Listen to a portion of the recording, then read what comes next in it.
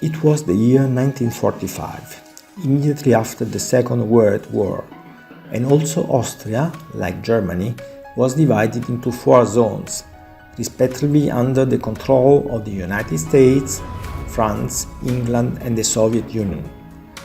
The Soviet Union received the richest part of the country, which included the capital, Vienna. In the climate of the Cold War, the Soviets absolutely did not want to leave the occupied zone, considering it already part of the communist world. At that time, Austria was really running the risk of becoming part of the Iron Curtain.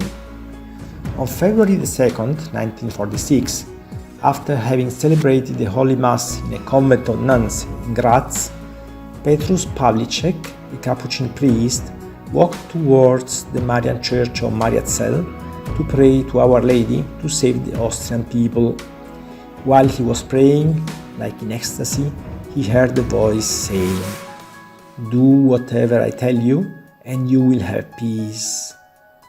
Only later he remembered that these were the same words used by the Mother of God when she addressed the little shepherds of Fatima. It was at that moment that Father Petrus Pavlicek decided to found a movement of prayer with people who committed themselves to reciting the rosary 24 hours a day. He said, "If it has been possible to recruit millions of men for a war of destruction, it must not be difficult to organize people to pray for peace, starting from Austria." This Franciscan priest visited all the country, inviting men of goodwill to join in what was called the reparative crusade of the Holy Rosary. Peace is a gift from God and not the result of politicians, and God's gifts are obtained through prayer, said the Franciscan. It was necessary to win this grace of God in the same way soldiers conquer a fortress by means of an attack. He brought his idea all over the country. In 1955, 500,000 Austrians, more than 7% of the country, committed to pray the Rosary every day. Father Pavlicek had invited Cardinal Theodor Initzer, Archbishop of Vienna, to take part in this initiative, but he did not receive a satisfactory answer. Then he invited the Prime Minister, Leopold Figl, who became a fervent supporter, participated in all the processions, accompanied by some members of the government with rosary and candle in hand.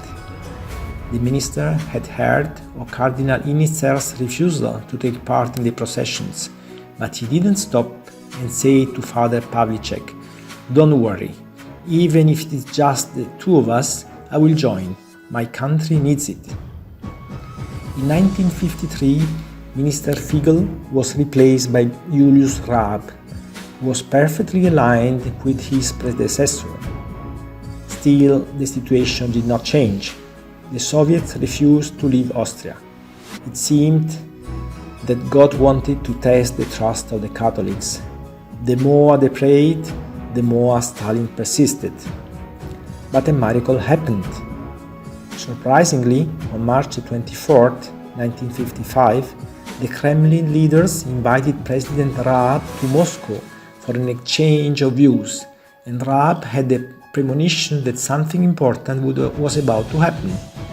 Before leaving, he said to Father Pavlicek, "Father, please pray, and ask your people to pray more than ever." After just a couple of days of meeting in the Kremlin, the impossible happened. For no apparent reason, the Soviets announced that within 3 months they would withdraw all their troops from Austria. On May 15th, the representatives of the 4 occupying powers signed the treaty in Vienna, which restored its total independence to the country.